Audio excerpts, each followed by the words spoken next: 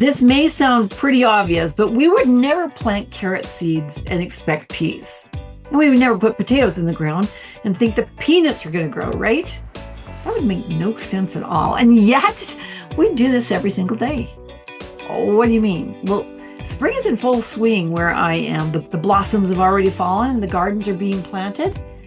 And you choose your seeds very carefully. And you look at the picture on the packet and you know exactly what you're planting because you expect a yield, right? You are intentional because what you plant produces. Always. There's no confusion in a garden. There is no mystery.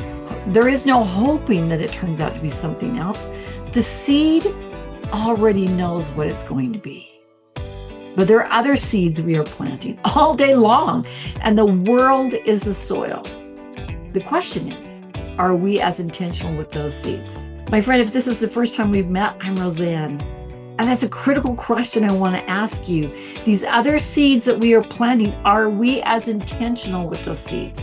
Because sometimes we are sowing without even realizing it. And when those seeds land, they grow something. So what am I talking about?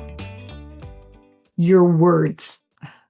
Words create, they produce, and yet we are far less intentional with our words than we are with our gardens.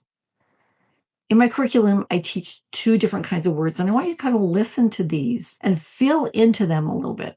The first category is words of life, and the second one is words of deterioration. Let's talk a little bit about words of life. Words of life, they bring the positive into your world.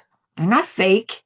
They're not flattery, but they're grounded in truth, but they're also very forgiving. These are words like kindness, encouragement, accountability, direction. And honestly, they really keep us on course and they keep us afloat. They elevate us and they invigorate us and they breathe life into your thoughts, your feelings, your beliefs, and your actions. They do not erode away the self-concept, or for that matter, the self-concept of anybody else. Now listen to what they build. Feel what these words feel like. They build hope, peace, gratitude, joy, connection, harmony, love. Did you feel what those felt like? They're actually words that feel more light and hopeful. Truly words of life.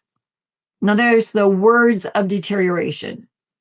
Did you know that these are the easiest of the words for us to use because our brain kind of has a tendency to be able to see the negative first. It just does that, right? These words pull us down. These are words of doubt, pessimism, judgment, impatience.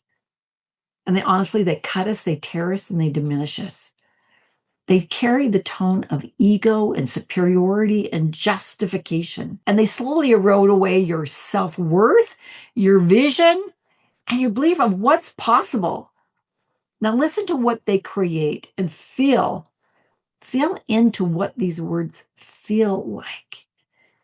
They create hopelessness, frustration, victimhood, disconnection, anger, and stuckness.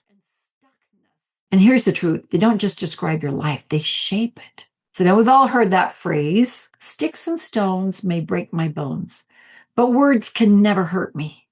And I know that was probably written for the sake of a child who'd had their feelings hurt. But as adults, as teens, we know that's not even true. Words do hurt. And a lot of times they can be used as a weapon. And sometimes that weapon hurts more than if we had been hit physically. Because words don't just hit the body.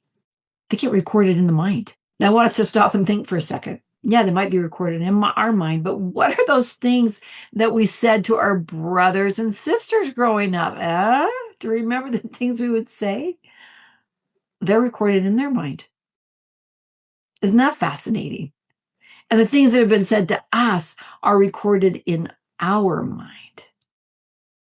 Now here's a little science piece. Did you know that our brain records experiences in lots of different ways, but here are the two main ways that it records and wires into the neural system of our body. Because sometimes we think that we just have wiring in our brain. It's in our brain and it's in our heart and it's in our gut. But repetition, repetition, repetition, repetition is the first way. So when you do something over and over and over again, right, it's wiring down the neural system. Now, another way that we wire is through emotion, intense emotion of any kind. And honestly, it only has to happen once if it's highly emotional. It can wire it even more intense than something that's been done with repetition. Now, if you do something with emotion and repetition, oh boy, oh boy, oh boy, it's yours for life.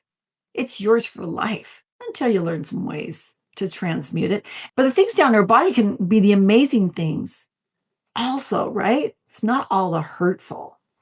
But if something is repeated, it wires it. If something is emotional, it wires it faster. So that's why a single sentence said in a moment of pain can stay with us for years. And here's the part that most people don't realize. Your words today are still wiring your brain. And the most powerful words are the words that you say to yourself. Because your words aren't random. They're literally the microphone to your subconscious. So if you want to know what's planted in your mind, just listen to your words. So now the question becomes, what am I planting? Because whether intentional or not, you are planting something. They did some really cool experiments in a bunch of different schools. They took like plants, put them in the same pot, the same soil, the same fertilizer, the same amount of light, the same amount of water. They encased them around and put a little microphone in the bottom of each of them. In one of them, they gave them, I'm going to call it words of life, encouragement, hope, description of how beautiful they were. In the other one, it was words of deterioration, bullying, how horrible you are, why are you still alive? Nobody even wants to look at you. Now, to even add another twist to this, what they did is they had the students record the information. So you could go in on a microphone and you could talk to the one plant that was so amazing. And then you could also talk to the plant. It was like, why are you even here? Nobody even wants to look at your leaves. Well, here's what's amazing. Look at this. 30 days, 1 month. Look at the difference in those plants. You can't ignore the results. And that result was duplicated in school after school after school. So what do we know? We know that living systems respond to their environment, and humans are deeply impacted by language and tone. So imagine what your words are doing inside of you. All of this is, it's not about shame. It's not about, oh, great, now I'm listening to this and now I'm going to walk away feeling guilty about my words. No, no, no. This is about awareness. This is about curiosity. This is about putting on that detective hat and saying, oh my gosh, what am I planting? But here's the truth. You can't plant thistles and stickers and expect a pineapple bush to come up. It doesn't work that way. So start noticing. When you hear yourself say something, pause, catch the words you're saying, and then ask, whoa, what am I creating here? What would that grow? And here's the best part. You can have fun with this. If you're an adult, involve your kids. If you're a teenager, involve your friends. As a family, learn this. Teach it to each other. Catch each other. Was that a word of life or was that a word of deterioration? Make it light. Make it curious. Make it something you want to explore, not something you want to judge. So what do we do with this? Step one is simple. Awareness. We have to be aware for us to make changes. So just start seeing it, start hearing it. And then next week, we're going to go a little bit further. We're going to teach you a new language to speak. Yep, you might be bilingual, trilingual, whatever it is. We're adding a new language to you. Because I know this may seem basic, but it's not. It's probably one of the most powerful tools that you can learn, not only mentally, physically, emotionally, psychologically. So this week, just be aware. What are the words that are being said to you? What are the words that you are saying to others? And what are the words that you're saying to yourself? Because words are not empty. They create. And once they're planted, they begin to grow something. So why does this matter? Because until we are aware of the words we speak, we are unaware of the garden that we are planting. And the truth is, the words that you are using today are creating the life you will live tomorrow. This is what it means to level up. And this is just the beginning. This is where science meets imagination.